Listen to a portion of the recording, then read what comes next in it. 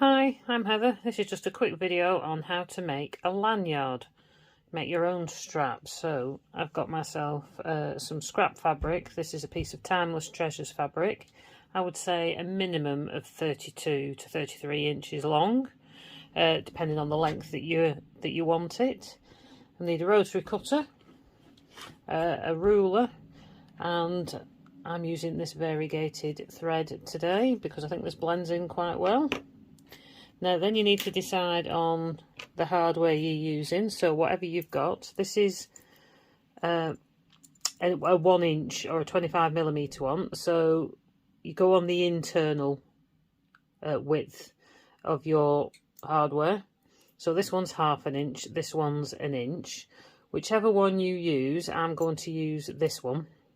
You'll take the finished size, which is 1 inch, and then times that by 4 for the width. So this, you'll need a 4-inch wide piece of fabric for this one, and this one's a 1/2 inch, so you'd need 1/2 inch times 4, which is a 2-inch wide piece of fabric. So it's a good way of using up some of those long narrow pieces of fabric that you've got. So I'm going to use this one.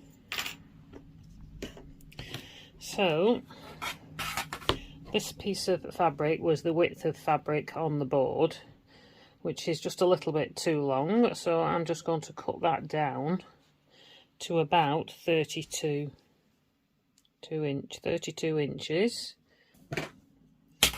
Okay, then I'm just going to fold it in half and cut it to a 4-inch width. So just line the edge up with a 4-inch, make sure where the fold is on a straight line on the bottom of your ruler, so that you know everything's lined up nice and straight. Lined up at 4 inches.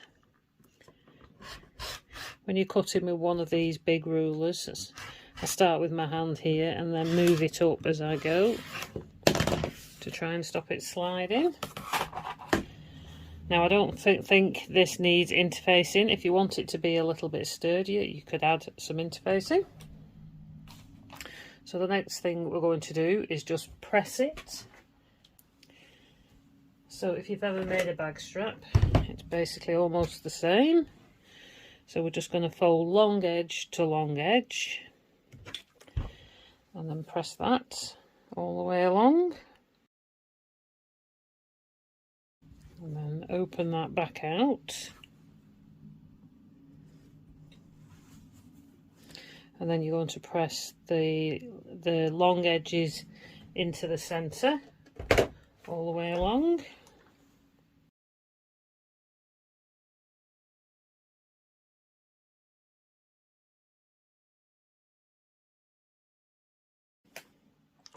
Okay, so my edges meet in the centre all the way along.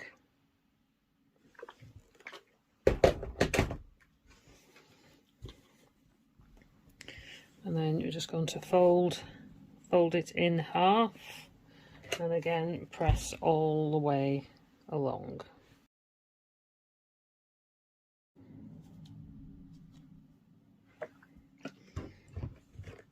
So once you've pressed your lanyard, have this flat side facing up and put that into your hardware, so that it's going round like this. So the open edge is here, so it's upside down basically. And then what you're going to do is open it out and pin these two edges together, pin or clip, whichever you choose. I'm just going to use a couple of clips.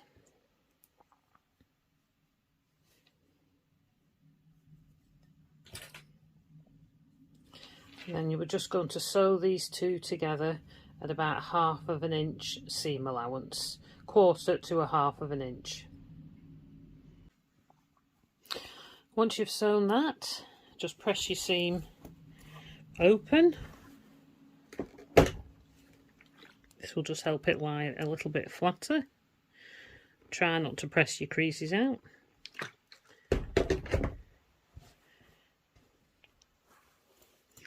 Now we're going to turn this fold over So fold it back to all how it was pressed originally.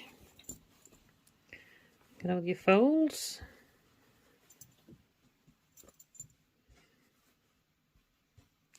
And then you're going to pin or clip that all the way around the edge so that when you sew it, it's nice and even. I'm going to pin this. I like to pin that.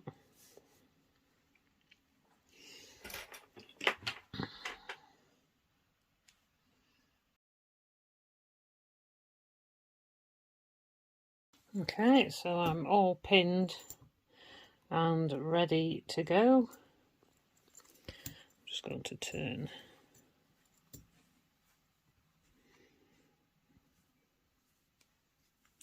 And then all you need to do is you're going to stitch all the way around 1/8 of an inch from the open edge first and then from the folded edge. I'm going to start and finish in the seam here. So I'm going to start sewing in the seam. So I've put my needle right across to the 1/4 of an inch seam allowance, and then I'm going to sew at my 7mm mark there. It gives me roughly 1/8 of an inch from the edge on my machine. So you want to sew about 1/8 of an inch in from the edge. Don't sew over your hardware. So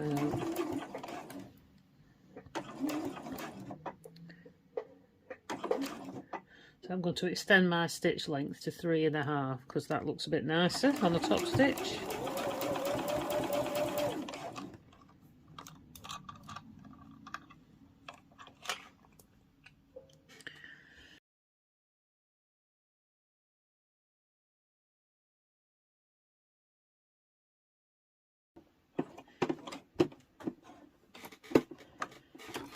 Okay, cut those threads, then I can weave them in later. Now, if you then turn this over and go in the same direction that you did before, you will get a much nicer effect than if you turn it round and stitch this way.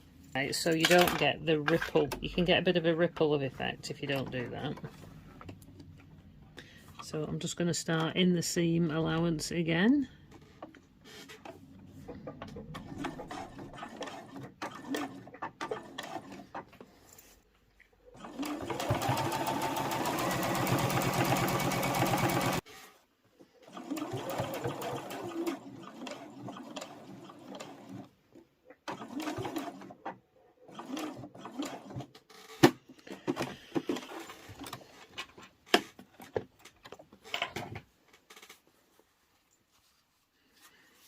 Okay, so that's our lanyard stitched all the way around. Now you could feed these into your fabric and hide them, tie them in a knot, but for speed today I'm just going to trim those ends off.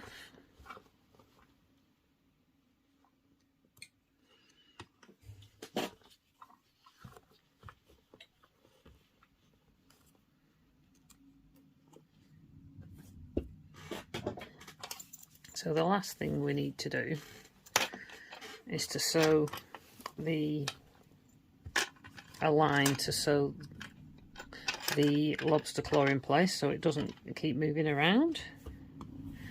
So decide where you want it, whether there's the seam there, you could have that at the back. I think I'm going to put this seam where we started, where we joined the two together. I think I'm going to have that at the back behind the lobster clasp and stitch on that line.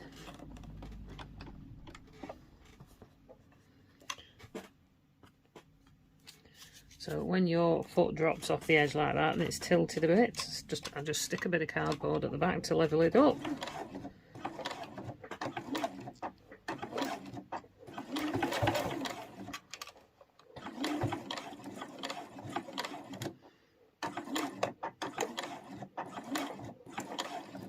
Okay, all done.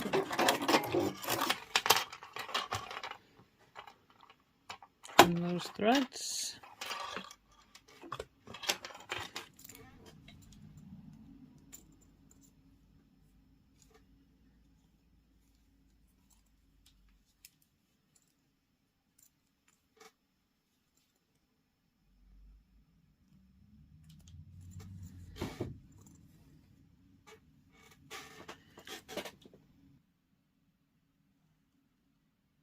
Okay, all there is left to do is to stitch this here, stitch a mark point here, just to stop this moving around, keep it flat. Now if you hang it around your neck, you can place it where it's flat, so it sits flat on your neck. If you do it like this, it sits sideways. It sits sideways if you do it completely flush. So if you do it slightly at an angle on these wider ones, and then put a pin in, that should then, when it's hung, sit flat on your neck. Oh, that pin didn't go through both layers. So slight angle.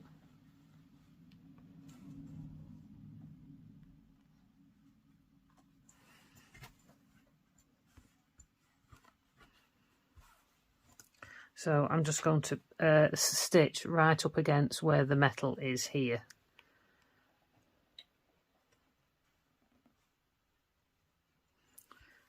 Right, that should be about right, because that now lies flat. That sits flat. So just going to run a stitch along this edge. Okay, so this is how I've got it pinned. And I'm going to put my foot as close so it pushes up against this metal, the metal edge of my foot.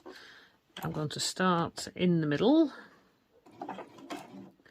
do a couple of back stitches, and then stitch to the outside edge, and then stitch back across. And then back to the middle.